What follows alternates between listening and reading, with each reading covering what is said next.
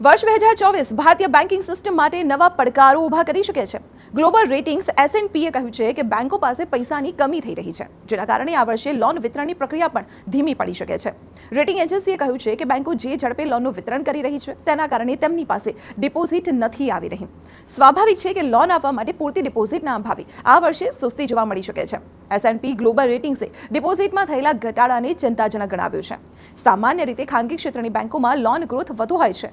ખાનગી બેંકોની loan growth લગભગ 17 થી 18% છે, જેની સરખામણીમાં જાહેર ક્ષેત્રની બેંકોની લોન વૃદ્ધિ 12 થી 14% રહી છે.